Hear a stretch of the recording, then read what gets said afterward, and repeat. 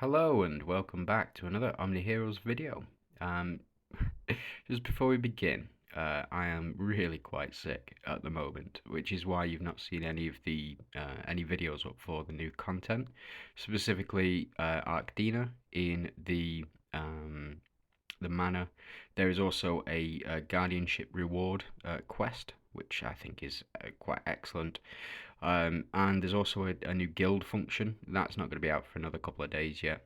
So it is what it is. They're improving the game slowly, and I think it's really good for the health of the game. Now, I've been sent this.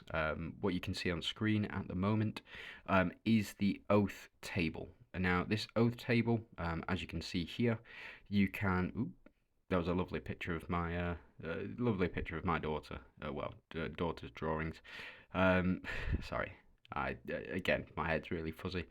But this is the table that they've put together, and this effectively shows the rates, not the rates, but the amount of tickets available, or amount of oath scrolls available for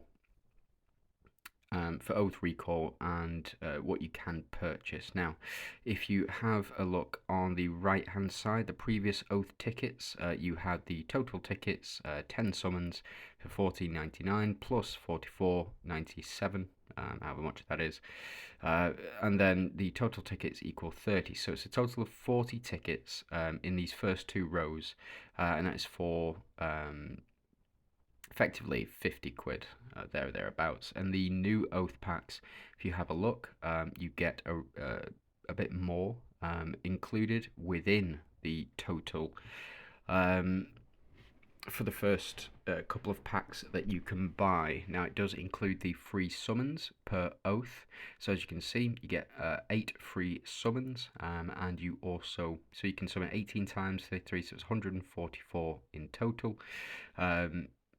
And the total tickets as well go up to 135, and that is for the cost of those packs. Now, it works out, I've seen it and worked it out, it's actually cheaper now that the new oath packs are in, including the free summons that you can get per oath, and the free summons that you can get with the new packs as well.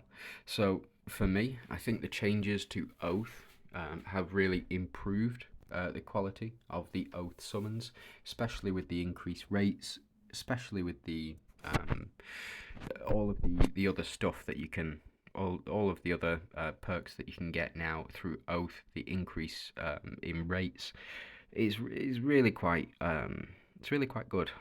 I mean, to be fair, if you're spending I was speaking with Glasnost, and he was spending sort of 1,200 quid to get a 12-star hero, and now he's spending 600 quid per for a 12-star hero with the new rates included. So for those heavy spenders, yes, it is a lot better. Plus, now you get your free summon. If you are free to play, you can pick up those tickets. So the tickets that you can pick up, I believe it's 15k. That you'll need 15k diamonds per oath, and you'll be able to save up 10 tickets per oath.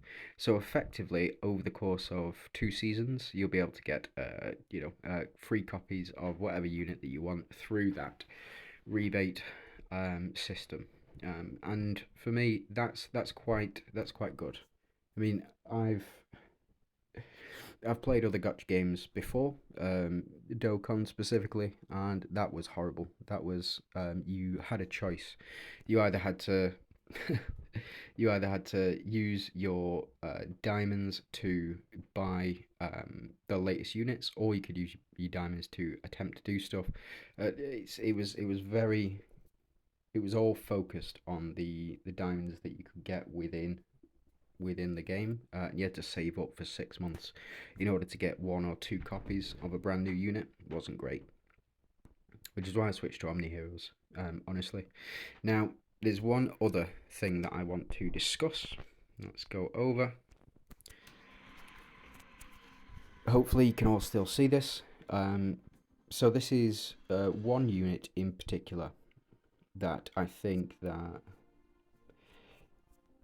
is a sore point for a lot of people, and that is Cleo. Now, Cleo anniversary unit, she isn't going to come back for a while.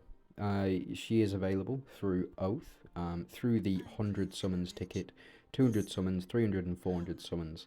So if you are summoning up to 400 times on Oath, you will effectively be getting 4 copies of Cleo every time you get up to that point.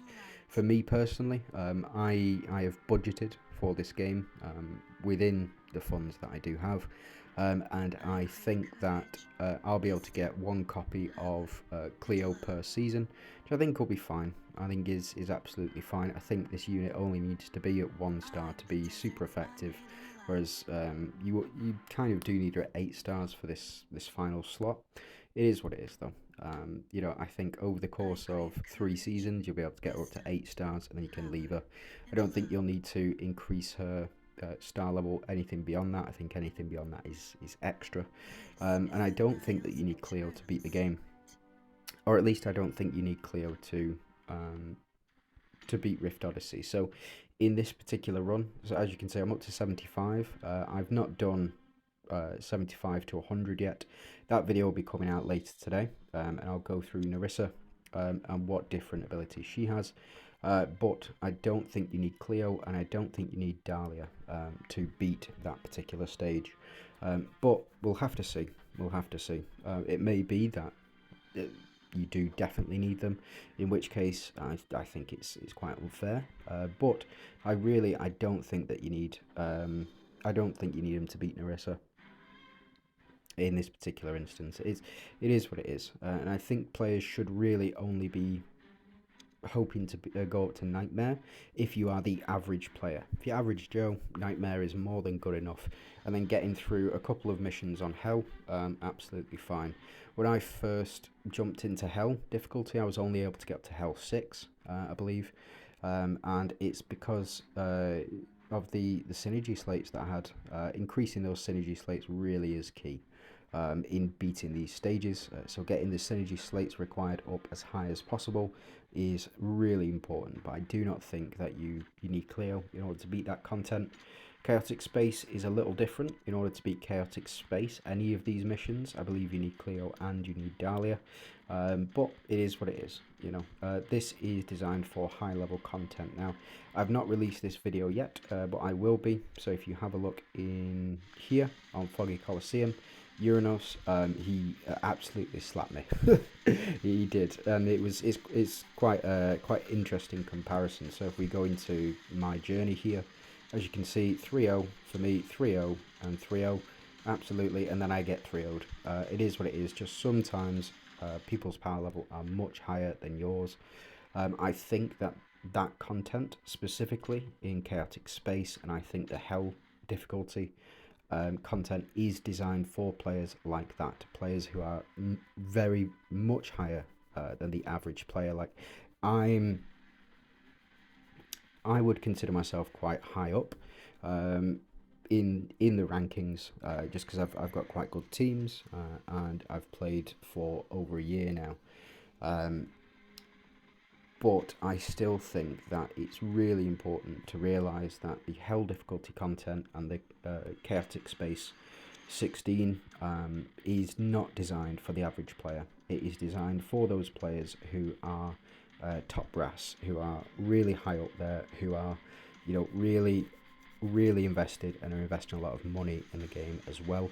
They need a place to go and be challenged. If you are struggling on this stage, it's probably because you don't spend as much money as they do. It is what it is, you know. There are just certain strong people who have invested a lot of time, a lot of money into the game, and as such, they have they need a challenge as well, you know. That's just my 2 cents on it. Now, they might have Cleo, might have Dahlia, might be the way of things, but I don't think that you need Dahlia or Cleo in order to pass through a lot of this content. Again, she will be back, she will eventually come, and it's just speculation from my part, but I'm like 90% certain that they'll be bringing her back for celebration oaths and different different special occasions. You know, I think that she will be coming back, but I think that it's really important to note you can still save. So you can go ahead and buy those 10 free scrolls. You can get the scrolls that are available through the different reward offers. Like in these reward offers, sometimes you can pick up scrolls, and you can pick up scrolls during here as well, if you were to be spending every day just little bits, you know, two quid here, 2 quid there. I think it's really important to remember that you can pick up those scrolls throughout the course of the game, and I don't think that Cleo really should be coming back anytime soon either, and it's primarily because if she did, then everybody would have a copy of her and nobody would be challenged at all anymore. There would be absolutely no challenge in the game. All of the PvE content would be done in under, you know, sort of a week as soon as she came back. So it would effectively burn the game out for you. That's just my 2 cents on it. So let me know what you guys think about all of the changes to Oath, all of the changes to all of the summon rates within the game, and whether or not you think Cleo should come back, or when you think Cleo should come back. Let me know down below in the comments. You can like and subscribe, be really appreciated. Just want to say thanks very much for watching, and I hope you have a great day.